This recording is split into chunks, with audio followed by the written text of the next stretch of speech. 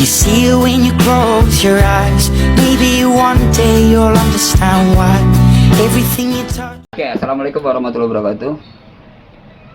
Balas dong mas Rumul. Assalamualaikum. Wassalamualaikum. Waalaikumsalam warahmatullahi wabarakatuh. Ulangi. Assalamualaikum warahmatullahi wabarakatuh. Waalaikumsalam warahmatullahi wabarakatuh. Seperti kita ketahui sekarang ini bicara kondisi internasional, kita sedang terus memantau perkembangan dari Timur Tengah, di mana terjadi perang antara Iran dengan Amerika membantu Israel. Kali ini saya bersama dua orang profesor yang sangat ahli dan punya daya telisik yang sangat tajam tentang realitas perkembangan di Timur Tengah, perang antara Amerika, Israel, dan Iran. Nah, ini satu pertanyaan yang sangat menarik juga muncul dalam pikiran saya, bahwa ada hal-hal yang lucu sebetulnya terkait dengan perang Iran dan Amerika dan Israel. Ini kita salaman dulu kayaknya kalau nggak Abdul nih. Saya perkenalkan sama saya Profesor Jadi, Profesor Jadi, dan di sebelah ada Profesor saya dengan Surya. Profesor Surya. Ya. Beliau nih ahli-ahli intelijen yang salah satunya pernah juga bergabung di Mossad, satu lagi pernah bergabung juga di CIA. Jadi sekedar lucuan ya, jangan terlalu serius. Iya. Karena sudah berapa pernah masuk ke sarang-sarang Mossad juga ya? Oh pernah, jangan kan sarang Mossad, sarang tahun juga pernah. Kalau abang di CIA juga pernah? Wah, lama sekali saya di sana, bergabung dengan pasukan Unifil kalau saya pasukan perdamaian. Oh gitu, ya siap. Ya, ini terkait dengan perang Iran saat ini. Ini kalau bicara prediksi bagaimana nih? Ngelihat pertempuran yang sekarang ini, prediksi kedepannya gimana?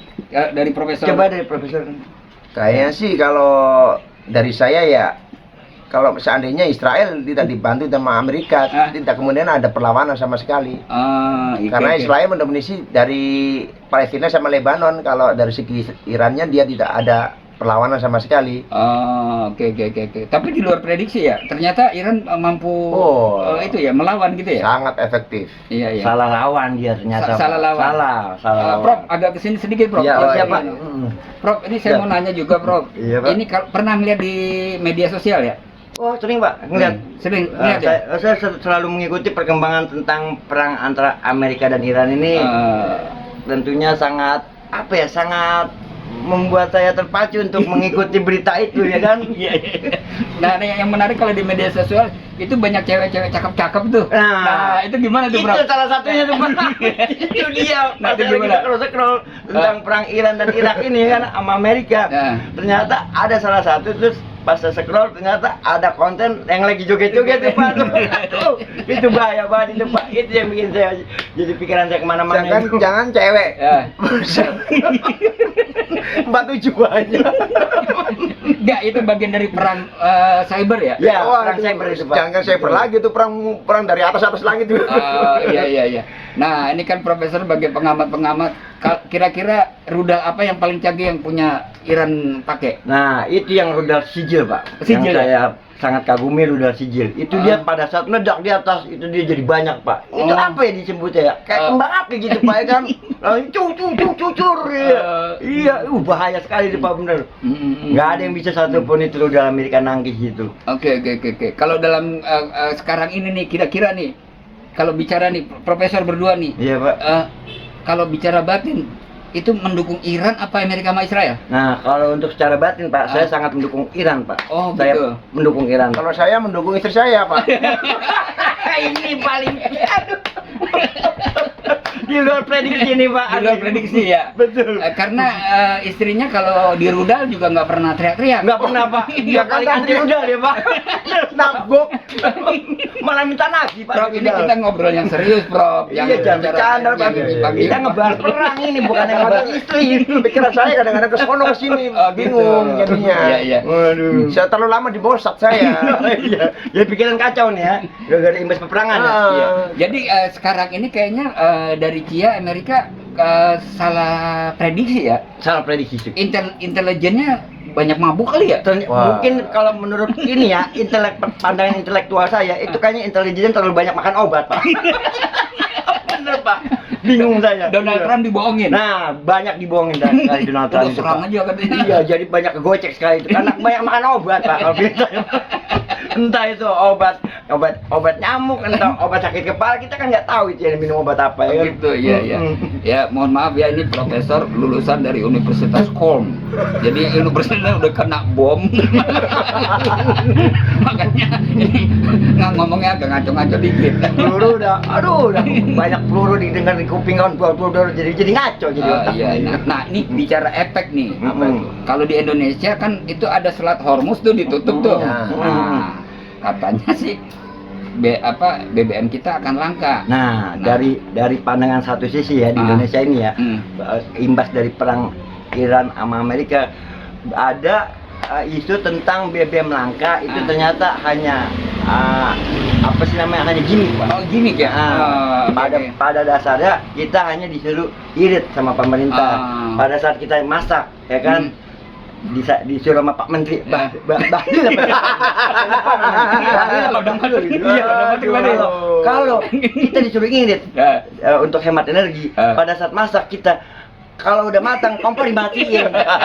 Lah kalau kata saya dari zaman itu sampai zaman Presiden Putin masak ya, kalau udah matang dimatiin. Ya kalau kompor dimatiin ya gosong masakan saya. Pak Bahlil mah keren. Enggak, Pak Bahlil itu memang saya pikir dia sudah levelnya udah di atas profesor. Wah, jadi sangat berpikirnya tinggi, udah Sangat, bahkan di atas rudal lagi.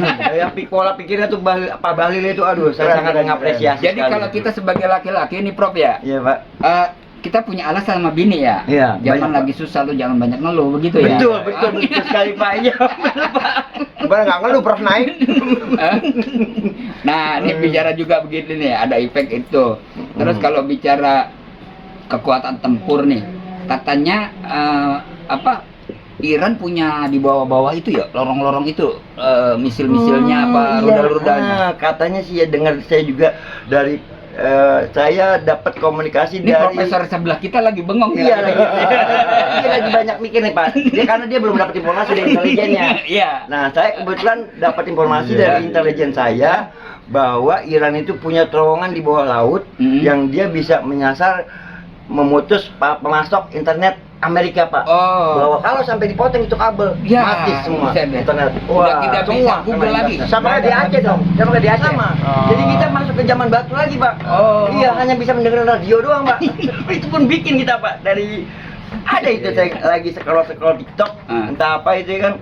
Ada cara bikin kalau kita pada saat kembali ke zaman dahulu kala ya kan, nggak ada internet, nggak ada TV, segala macam, kita disuruh bikin alat dari peniti, dililit sama tembaga, jadi kita dengan suara manusia tuh, jadi melakukan sinyal. Nah, untuk dia nggak memakai energi listrik, dia memakai energi tanah dia, bumi. Oh, lebih kuat lagi energi perasaan kali ya. Dia pakai perasaan, Pak, bikinnya, bener. Iya. Betul, Pak, begitu, Pak, untuk mencari informasi, Pak. Iya, ini kita ngomong yang serius nih. Kalau terkait dengan Iran ya, Iran itu kan negaranya nggak terlalu besar ya, luas lah, seperempat dari Amerika ya. Iya, Pak. Tapi di luar prediksi Iran bisa ngelawan. Nah, yang ada dalam pikiran saya begini, semangat dari rakyat Iran. Iya, betul. Iya, artinya semangat dari rakyat Iran menghadapi ini, dia kalau ditanya begini, Pak, perang lanjut apa kagak? Lanjut. Wah, itu, Pak, yang saya kagumi sama anak Salah Iran, satu Pak. dari spiritualnya yang lebih kuat lagi. Begitu ya? Iya. Dia kagak ini. Nah, kalau Indonesia nih, ini kita gambaran Indonesia kalau diserang Amerika kira-kira gimana, Pak? MBG dulu diamanin kali ya. Iya kan, MBG dulu diamanin. Oh gitu ya? Cakep. Profesor ini terlalu canggih berpikir gini. Saya pikir ya, Dari tadi nyari bahan Pak ya. jadi bagian nemu-nemu, Pak.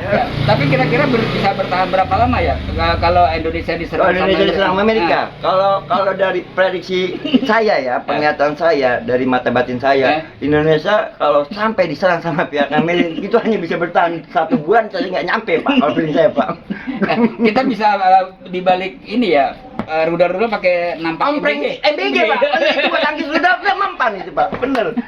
Yakin saya, ditembak pun nggak bolong itu nampan MBG. Iya. Profesor ini udah pusing karena terlalu berat ini bicara ini, tapi ada pesan-pesan nggak Prof buat warga buat ini? warga Indonesia tetap semangat, jalankan prioritas pertama, salam sejahtera.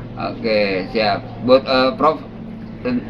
Oh ya, menurut saya pesan saya tetap bersatu teguh dengan keyakinan masing-masing. Jangan gampang terpecah belah oleh omongan yang hasut sana sini. Tetap berteguh dengan keyakinan masing diri sendiri. Terus kalau mama pada ribut nih nanti BBM naik itu gimana kita ngomongnya?